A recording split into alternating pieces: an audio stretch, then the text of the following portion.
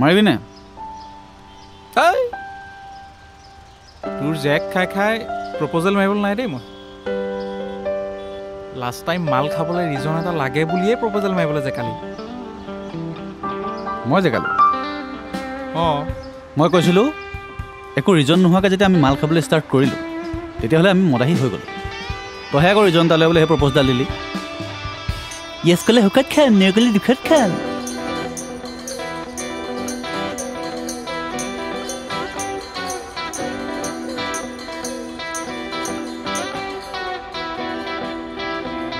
ল'ৰাবোৰে আচলতে অলপ মগজ লগাব লাগে।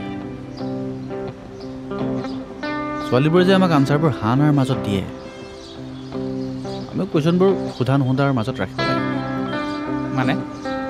মানে ফুল্লি প্ৰপ'জেলটো দিব নালাগে, প্ৰিলিমছ টাইপ কিবা এটা দিব লাগে, যিটো পাছ কৰিলে মেইনছত ভালকৈ পঢ়িবলৈ মন যায়। আৰু ফেইল কৰিলে ক'বই পাৰিম যে ভালকৈ পঢ়াই নাছিলোঁ, ধেমালিহে কৰি আছিলোঁ।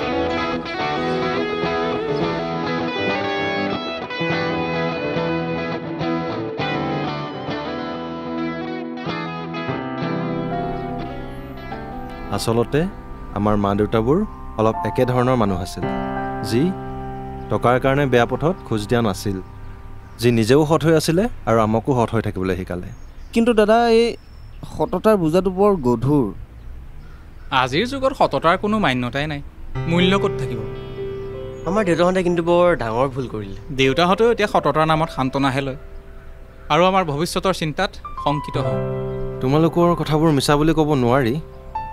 পিছে এইটো কথাও সঁচা যে সততা বস্তুটোৱেই এনেকুৱা, কেতিয়াবা যদি শূন্যতা, কেতিয়াবা সান্তনা, কেতিয়াবা কিন্তু সাহস আৰু কেতিয়াবা শক্তি। এই যে কণীবোৰ, সিহঁতৰ দামৰ কাহিনীয়ে বেলেগ। মানুহৰ জীৱনটো যদি কণীবোৰৰ নিচিনা হ'ল হয়, মুৰ্গীৰ ওচৰত থাকোঁতে 0 দাম, মানুহৰ হাতত আহিলে 7 টকা, পানীত উতলিলেই 10 টকা, আকৌ তেলত পৰিলে 15 টকা, জোলত পৰিলে 40ৰ পৰা 50। কেনেবাকৈ যদি জগি যায় তেতিয়াহ'লে কেজিত দাম।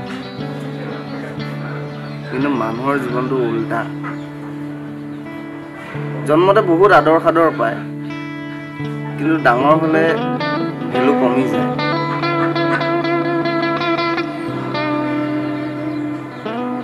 দুখীয়া মানুহৰতো আৰু ভেলু নাই।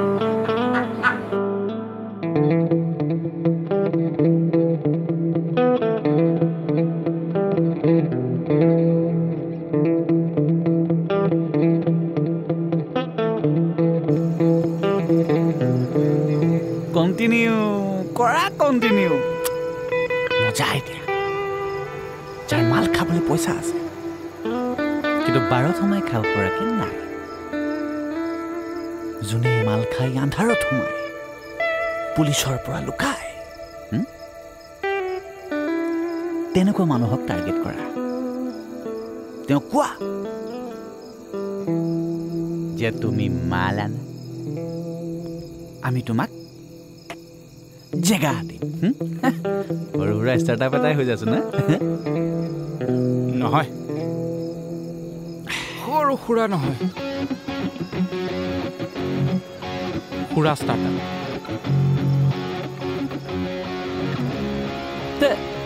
তোমালোকে অনলাইন এপ এটাই খুলিব পাৰাচোন, সুৰা সুবিধা পোৱা এপ।